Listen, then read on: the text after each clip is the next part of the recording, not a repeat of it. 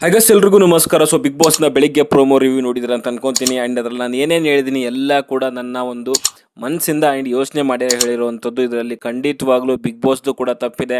And ಮನೆ ಒಳಗಡೆ ಇರುವಂಥ ಕಂಟೆಸ್ಟೆಂಟ್ಗಳು ಕೆಲವೊಬ್ಬರು ತಾನು ಹೈಲೈಟ್ ಆಗಬೇಕು ಅಂತ ಅಮಾಯಕರ ಮೇಲೆ ಸೊ ಒಂದು ರೀತಿಯಲ್ಲಿ ಹಲ್ಲೆ ಮಾಡ್ತಿದ್ದಾರೆ ಅಂತಲೇ ಹೇಳಿದ್ದೆ. ಬಿಕಾಸ್ ತಮ್ಮ ಒಂದು ಪೌರುಷನ ತೋರಿಸ್ಲಿಕ್ಕೆ ಸೊ ಅಲ್ಲಿ ಕೆಲವು ಅಮಾಯಕರು ಅಂತ ಮಾತಾಡಲ್ಲ ಅಂತ ಸೊ ಅವ್ರ ಮೇಲೆ ಹಲ್ಲೆ ಮಾಡ್ತಿರೋವಂಥದ್ದು ಕ್ಲಿಯರಾಗಿ ಗೊತ್ತಾಗ್ತಾ ಇದೆ.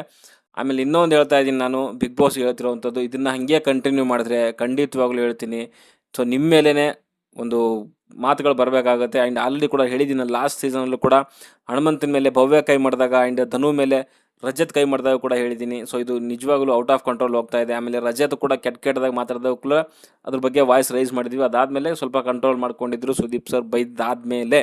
ಸೊ ಇವಾಗಲೂ ಅಗೇನ್ ರಿಷಾ ಅವರು ಅಗೇನ್ ಹೈಲೈಟ್ ಆಗಬೇಕು ಅಂತಲೇ ಮಾಡಿರುವಂಥದ್ದು, ಬಿಟ್ಟರೆ ಬೇರೆ ಯಾವುದೇ ಕಾರಣಕ್ಕೂ ಕೂಡ ಸೊ ಗಿಲ್ಲಿ ಮೇಲೆ ಕೈ ಮಾಡಿರುವಂಥದ್ದಲ್ಲ. ಇದು ಬೇಕು ಅಂತಲೇ ಇಂಟೆನ್ಷನ್ ಇಟ್ಕೊಂಡು ಪ್ರವೋಕ್ ಮಾಡಿ ಹೊಡೆದಿರುವಂಥದ್ದು. ಆ್ಯಂಡ್ ಇದ್ರ ಬಗ್ಗೆ ಆಲ್ರೆಡಿ ಪ್ರೂವ್ ಆಗಿದೆ, ಅದ್ರ ಬಗ್ಗೆ ಮಾತಾಡ್ತೀನಿ ನಾನು. ರಿಷಾ ಅವರು ಇನ್ನೂ ಬಿಗ್ ಬಾಸ್ ಮನೆ ಒಳಗಡೆನೇ ಇದ್ದಾರೆ. ಲೈವಲ್ಲಿ ನೋಡ್ತಾ ಇದ್ರೆ ನೀವು, ಬಿಗ್ ಬಾಸಿಂದ ಇನ್ನೂ ಆಚೆ ಹೋಗಿಲ್ಲ ಅವರು. ಆ್ಯಂಡ್ ಬಿಗ್ ಬಾಸ್ ಮನೆ ಒಳಗಡೆ ಗಿಲ್ಲಿ ಮೇಲೆ ಹಲ್ಲೆ ಮಾಡಿದ್ರ ಬಗ್ಗೆ ಏನೇನು ಕ್ಲಾರಿಟಿ ಇದೆ ಎಲ್ಲನೂ ನಿಮಗೆ ಈ ವಿಡಿಯೋದಲ್ಲಿ ತಿಳಿಸ್ಕೊಡ್ತೀನಿ. ಜೊತೆಗೆ ಇಲ್ಲಿ ಚಂದ್ರಪ್ರಭಾ ಕಾವ್ಯ ಮೇಲೆ ಗಿಲ್ಲಿ ಮೇಲೆ ತುಂಬ ಒಂದು ದೊಡ್ಡ ಒಂದು ಆಪಾದನೆ ಮಾಡಿದ್ದಾನೆ. ಕ್ಯಾರೆಕ್ಟರ್ ಬಗ್ಗೆನೇ ಕ್ವಶನ್ ಮಾಡೋ ರೀತಿಯಲ್ಲಿ ಗಿಲ್ಲಿ ಮೇಲೆ ಒಂದು ಕಾವ್ಯ ಮೇಲೆ ಚಂದ್ರಪ್ರಭಾ ಮಾತಾಡಿದ್ದಾನೆ. ಚಂದ್ರಪ್ರಭಾಗಂತೂ ಈ ಅಲಿಗೇಷನ್ ಮಾಡುವಂಥದ್ದು, ಬೇರೆಯವ್ರ ಬಗ್ಗೆ ಮಾತಾಡೋದು ಬಿಟ್ಟರೆ ತನ್ನ ಒಂದು ಆಟದ ಬಗ್ಗೆ ಅಂತೂ ಒಂಚೂರು ಗೊತ್ತಿಲ್ಲ. ಬಟ್ ಬೇರೆಯವ್ರ ಬಗ್ಗೆ ಅಂತೂ ಚೆನ್ನಾಗಿ ಆಡ್ಕೊತಾನೆ. ಅದು ನಡೀತಿರೋವಂಥದ್ದು ಬಂದಾಗಿಂದ ನಡೀತಾನೆ ಇದೆ. ಆಮೇಲೆ ಇವನ್ನ ಯಾರು ಕೂಡ ಟಾರ್ಗೆಟ್ ಮಾಡ್ತಾರಲ್ಲ, ಅದು ಒಂದು ಪ್ಲಸ್ ಪಾಯಿಂಟ್ ಅವನಿಗೆ. ಇನ್ ಕೇಸ್ ಇವನ್ನ ಟಾರ್ಗೆಟ್ ಮಾಡಿದ್ರೆ ಅವ ಟಾರ್ಗೆಟ್ ಮಾಡಿದ ನೆಕ್ಸ್ಟ್ ವೀಕಲ್ಲೇ ಹೊಂಟೋಗ್ತಾನೆ. ನೆಕ್ಸ್ಟ್ ವೀಕ್ ನಾಮಿನೇಟ್ ಆಗಿದ್ದಾನೆ, ಮೇ ಬಿ ಹೊಂಟೋಗ್ತಾನೆ, ಹೇಳಲಿಕ್ಕಾಗಲ್ಲ. ₹1 ಆಟ ಆಡ್ತಲ್ಲ ಬಿಗ್ ಬಾಸ್ ಮನೆ ಒಳಗೆ, ಅವ್ರು ಹಂಗೆ ಇವ್ರು ಹಿಂಗೆ ಅನ್ಕೊಳ್ಳೋ ಅಂಥದ್ದು. ಆಮೇಲೆ ಗಿಲ್ಲಿ ಕಾವ್ಯ ಜೊತೆಗೆ ಇದ್ಕೊಂಡೇ ಅವ್ರಿಗೆ ಬೆನ್ನಿ ಚೂರಿಗೆ ಇಡ್ತಾವನೆ, ಇಲ್ದರೆ ಇರೋವಂಥ ಅಲಿಗೇಷನ್ ಮಾಡ್ತಿದ್ದಾನೆ. ಇವನೇ ದೊಡ್ಡ ಡಬಲ್ ಬಿನ್ನಿಂಗ್ ನನ್ನ ಮಗ. ಅದರಲ್ಲಿ ಹೋಗ್ಬಿಟ್ಟು ಇಲ್ಲಿ ಗಿಲ್ಲಿ ಕಾವ್ಯ ಬಗ್ಗೆ ಮಾತಾಡ್ತಾನೆ. ಅದ್ರ ಬಗ್ಗೆ ಹೇಳ್ತೀನಿ ನಾನು.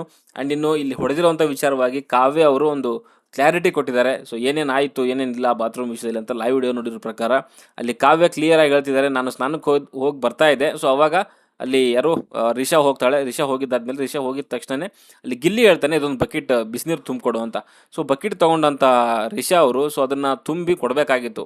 ಆ ಬಕೆಟ್ ತುಂಬೋವರೆಗೂ ಸುಮ್ಮನೆ ಡೋರ್ ಓಪನ್ ಮಾಡ್ಕೊಂಡಿದ್ದಂಥ ರಿಷಾ ಅವರು ಬಕೆಟ್ ತುಂಬಿದ ತಕ್ಷಣ ಲಾಕ್ ಮಾಡ್ಕೊಂಡ್ಬಿಡ್ತಾರೆ, ಒಳಗಡೆ ಹೋಗ್ಬಿಡ್ತಾರೆ.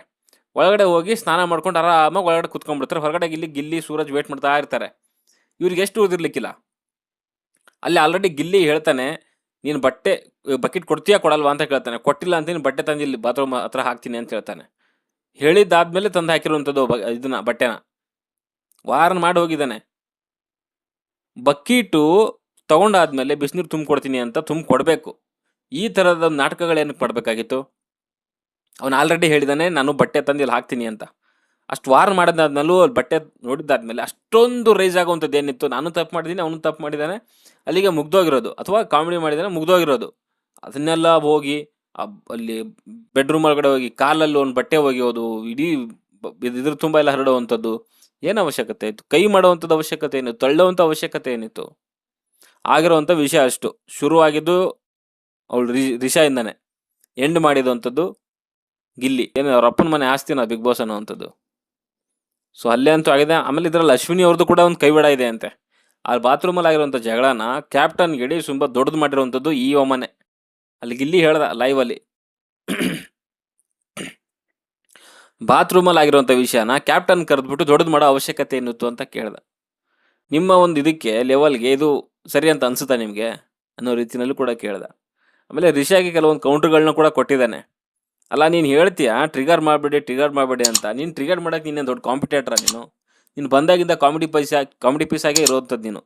ನಿನ್ನನ್ನು ಯಾರು ಕಾಂಪಿಟೇಟರ್ ಅಂತ ತಿಳ್ಕೊಂಡಿದ್ದಾರೆ ಇಲ್ಲಿ ಅನ್ನೋ ರೀತಿಯಲ್ಲಿ ಮಾತಾಡ್ದ. ಆಮೇಲೆ ನೀನು ಹೊಡೆದಿರೋ ಹಾಗೆ ನಾನೇನಾದರೂ ತಿರುಗಿಸಿ ಹೊಡೆದಿದ್ರೆ ಏನಾಗಿರೋದು? ನೀನು ತಗೊಂತಿದ್ದ ಅಂತ ಕೇಳ್ದ. ಎಲ್ಲಿ ತಗೊಂತಿಲ್ಲ, ತುಂಬ ಹೈ ಡ್ರಾಮಾ ಮಾಡಿರೋಳು. ನನ್ನ ಪ್ರಕಾರ ಇವಾಗಲೂ ಕೂಡ ಅಷ್ಟೇ, ಬಿಗ್ ಬಾಸ್ ಮನೆ ಒಳಗಡೆ ಅವಳಿಗೆ ಇರೋವಂಥ ಅರ್ಹತೆ ಇಲ್ಲ. ಆಮೇಲೆ ಅವಳನ್ನಂತೂ ಸರಿಯಾಗಿ ಹಾಕೊಂಡು ರೋಸ್ಟ್ ಮಾಡ್ತಿದ್ದಾನೆ. ಗಿಲ್ಲಿ ಅಂತೂ ಬಿಡ್ತಾನೆ ಇಲ್ಲ. ಸರ್ಪ್ರೈಸಿಂಗ್ಲಿ ಸೂರಜ್ ಬೇರೆ ಹಾಕೊಂಡು ಜಡಿತಾವನೆ. ಸೂರಜ್ ಜೊತೆಗೆ ಬಂದಿರೋನಲ್ವಾ, ಅವಳು ಆದ್ಮೇಲೆ ಬಂದಿರೋಂಥವನು. ಅವ್ನು ರೋಸ್ಟಿಂಗ್ ನೋಡ್ತಾ ಇದ್ರೆ ಇವತ್ತೆಲ್ಲೋ ಗಿಲ್ಲಿಂದ ಇನ್ಸ್ಪೈರ್ ಆಗಿದೆ ಅಂತ ಅನಿಸ್ತಾ ಇದೆ. ಸರಿಯಾಗಿ ಹಾಕೊಂಡು ಕೊಡ್ತಿದ್ದಾನೆ. ನಾನು ಆವಾಗಲೇ ಹೇಳಿದೆ ನಿಮಗೆ ಚಂದ್ರಪ್ರಭಾ ಕಾವ್ಯ ಗಿಲ್ಲಿ ವಿಷಯ. ಇವಾಗ ಹೇಳ್ತೀನಿ ಕೇಳಿ. ಚಂದ್ರಪ್ರಭಾ ಹೇಳ್ತಾನೆ, ಅಲ್ಲಿ ಮಸಿ ಬೆಳೆಯುವಂಥ ಟಾಸ್ಕ್ ನಡೀತಿದೆ, ಅದರಲ್ಲಿ ಹೇಳ್ತಾನೆ, ಕಾವ್ಯಗೆ ನಾನು ಯಾವತ್ತೂ ಕೂಡ ಹೆಸರಿಡಿದು ಕರೆದಿಲ್ಲ. ತಂಗಿ ಅಂತಲೇ ಕರೆದಿದ್ದೀನಿ. ನನ್ನ ತಂಗಿ ಏನು ಮಾಡಿದ್ರು ಕೂಡ ಖುಷಿ ಪಡ್ತೀನಿ. ಆದರೆ ಬಿಗ್ ಬಾಸ್ ಮನೆ ಅಂತ ಬಂದಾಗ ಎಲ್ಲನೂ ಕೂಡ ತುಂಬ ಚೆನ್ನಾಗಿ ಮಾಡ್ತಿದ್ದಾಳೆ. ರೂಲ್ಸ್ ಫಾಲೋ ಮಾಡೋದಾದ್ರೂ ಆಗಿರ್ಬೋದು, ಹೋಗೋ ದಾರಿ ಆದರೂ ಆಗಿರ್ಬೋದು, ಆಡೋ ಆಟದಲ್ಲಾದರೂ ಆಗಿರ್ಬೋದು, ಜೋಕ್ಸ್ ಆದರೂ ಆಗಿರ್ಬೋದು, ಮಾತಾದರೂ ಆಗಿರ್ಬೋದು, ಸರಿ ತಪ್ಪನ್ನ ಅನಲೈಸ್ ಮಾಡೋದಾದ್ರೂ ಆಗಿರ್ಬೋದು, ಎಲ್ಲದರಲ್ಲೂ ಸರಿ ಇದ್ದಾಳೆ. ಆದರೆ ಇತ್ತೀಚೆಗೆ ಅವಳು ಹೋಗೋವಂಥ ದಾರಿನಲ್ಲಿ ಯಾರೋ ಒಬ್ಬ ಬಂದು ಚಮಕ್ ಕೊಟ್ಟು ಒಂದು ರೀತಿಯಲ್ಲಿ ಲವ್ ಮಾಡು ಅಂತ ಹೇಳ್ಬಿಟ್ಟು ಮಾಡಿಸಿ ಇಬ್ಬರು ಕೂಡ ಲವ್ ಮಾಡ್ತಿದ್ದಾರೆ. ಆದರೆ ಇದು ಯಾರೋ ಒಂದು ರೀತಿಯಲ್ಲಿ ನಿಮ್ಮ ಕೆಟ್ಟ ಹೆಸರು ಬರೋ ರೀತಿಯಲ್ಲಿ ಮಾಡ್ತಿದ್ದಾರೆ ಅನ್ನೋ ರೀತಿಯಲ್ಲಿ ಲವ್ ಗಿವ್ ಅಂತ ಎಲ್ಲಿ ಹಾಳಾಗ್ತಾಳೇನೋ ಅನ್ನೋ ಒಂದು ಭಯ ಕಾಡ್ತಿದೆ ನನಗೆ. ಹೊರಗಡೆ ನಿಮ್ಗೊಂದು ಜೀವನ ಇದೆ, ಹಾಗಿದೆ ಹೀಗಿದೆ ಅಂತ ಪುಂಗ್ತವನೆ. ಯಪ್ಪ, ಇವನೇನನು ತಂದೆನ ಅಣ್ಣನ ಯಾರು ಅಂತಾನೆ ಅರ್ಥ ಆಗಲ್ಲ. ಆ ರೇಂಜಿಗೆ ಹಾಕೊಂಡು ಒಳ್ಳೆ ಎಮೋಷನಲ್ ಡೈಲಾಗ್ಗಳನ್ನ ಹೊಡಿತಾವನಲ್ಲಿ ನಿಂತ್ಕೊಂಡು. ನಿನಗೆ ಕಳಂಕ ಬರುತ್ತೆ ಅಂತ ಹೇಳ್ತಾ ಇದ್ದೀನಿ. ಇದನ್ನ ಇಲ್ಲಿಗೆ ಸ್ಟಾಪ್ ಮಾಡಿ. ನೀನು ಹೊರಗಡೆ ಜೀವನ ಇದೆ, ನಾಳೆ ಮದುವೆ ಅಂತ ಆದರೆ ಹಿಂಗೆ ಲವ್ ಮಾಡಿದ್ಲು ಹಾಗೆ ಏನೇನು ಮಾತಾಡ್ತಾನೆ ಗುರು ಇವನು. ಮಾನ ಮರ್ಯಾದೆ ಇದೆಯಾ ಅವನಿಗೆ ಒಂಚೂರಾದ್ರು?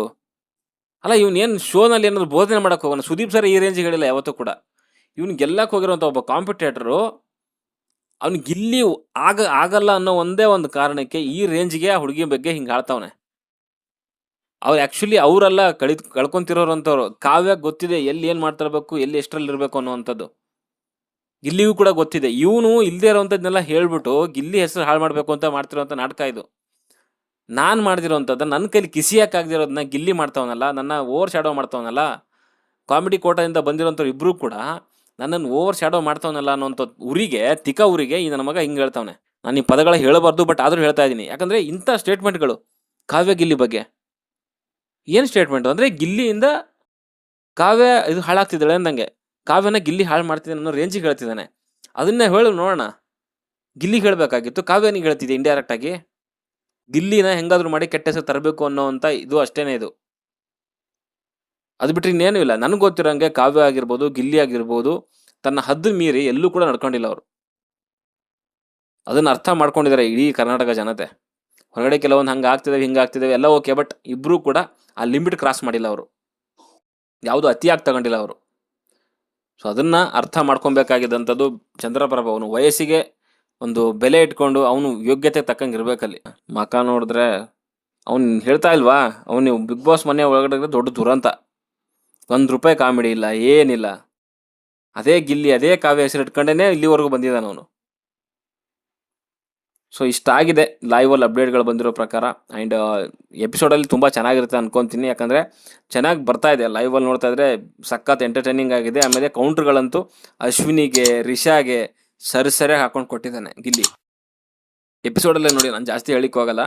ಓಕೆ, ಸೊ ಸದ್ಯಕ್ಕೆ ಈ ವಿಡಿಯೋದಲ್ಲಿ ಅಷ್ಟೇ. ನಿಮ್ಮ ಅನಿಸಿಕೆ ಅಭಿಪ್ರಾಯನ ಕಮೆಂಟ್ ಬಾಕ್ಸಲ್ಲಿ ತಿಳಿಸಿ. ಬಾಯ್.